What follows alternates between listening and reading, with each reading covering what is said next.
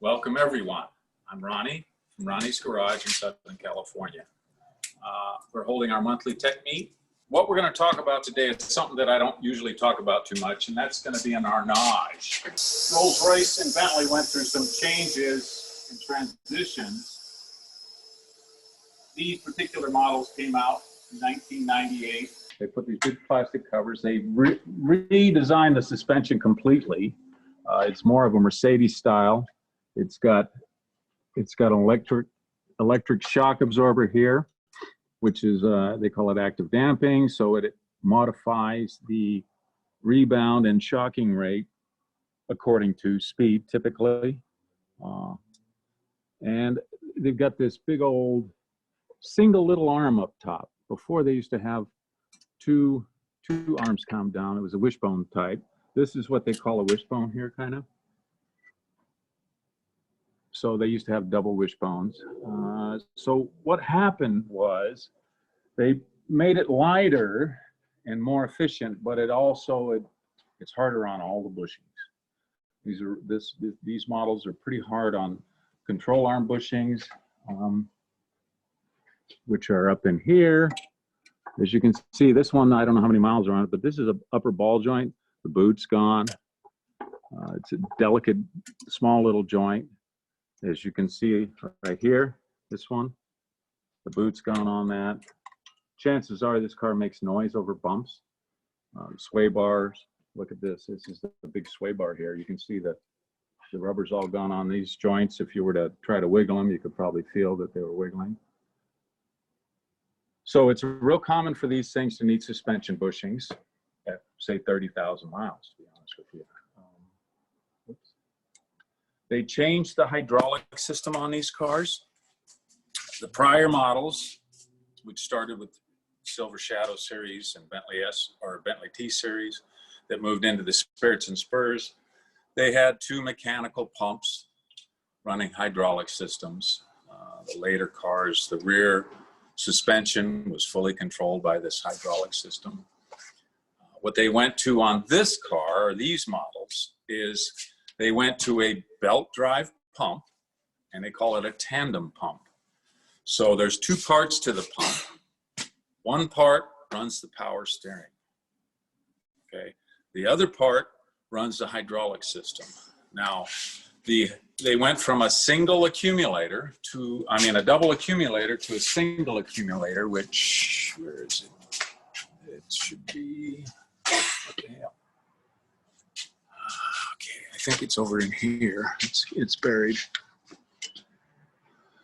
Anyways, they went to a single accumulator, and that's for the brake boosting and also the suspension. And if you come back here, they still have the suspension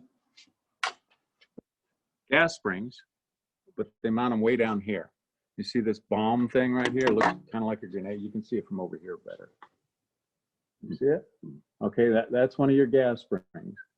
And I think this is much more user-friendly. It's much easier to change than the earlier style because they buried them up in the trunk area right on top of the struts.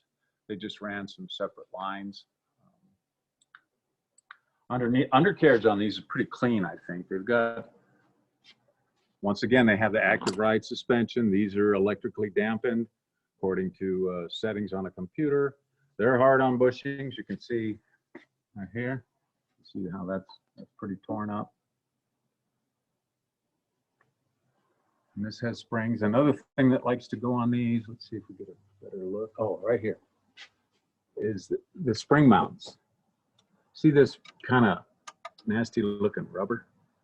It's like a foam rubber mount, and it goes between the spring and the body to reduce noise. Okay, they fall apart all the time. It's like they're on a time clock. They hit a certain age and they just crumble. You'll see it on the floor in your garage a lot. People say, I keep finding this stuff in my garage, and it's these spring mounts. Real common service item on these cars. Obviously, brake pads and rotors. They have giant rotors. Or discs, that's what they like to call them. You can see those are brake discs in there. Nice big alloy wheels. this car is in for a leak, and also it keeps throwing an alternator belt. I don't know, I put 2 belts on it and they keep just giving up and breaking.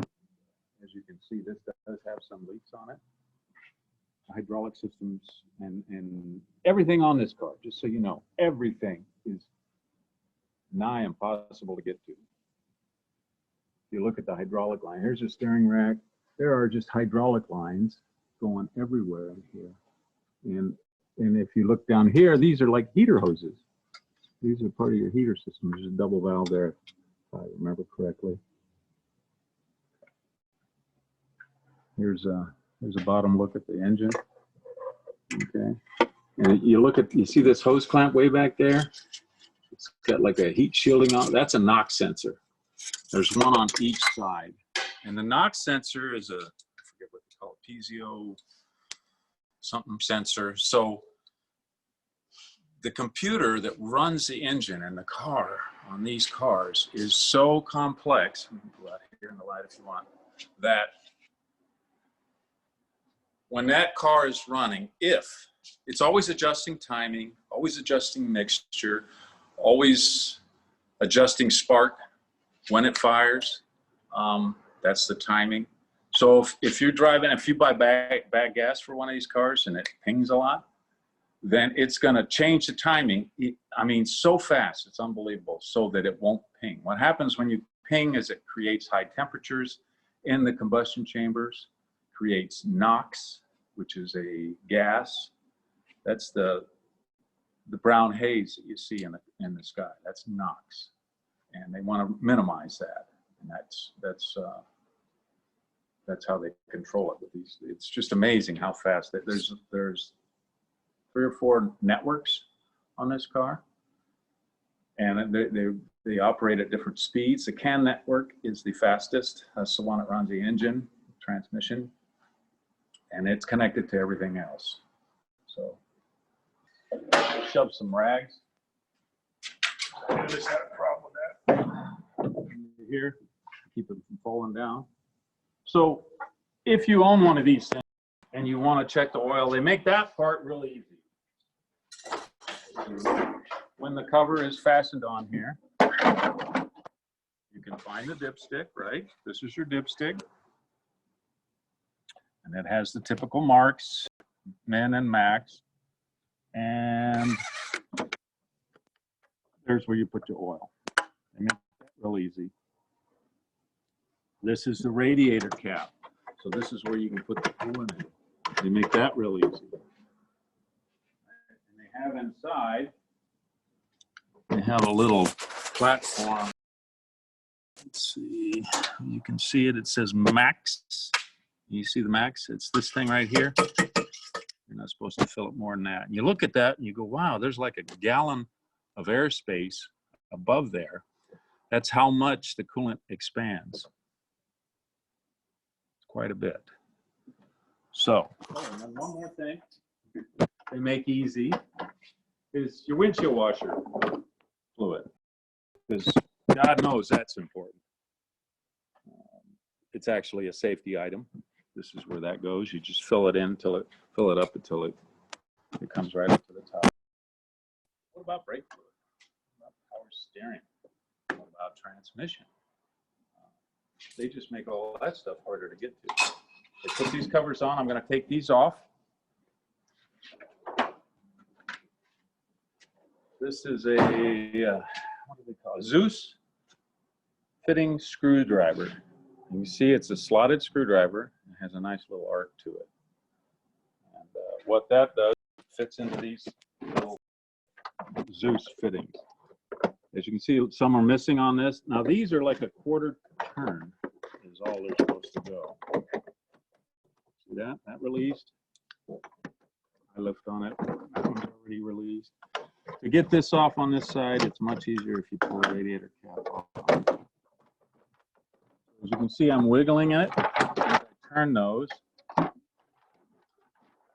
they release.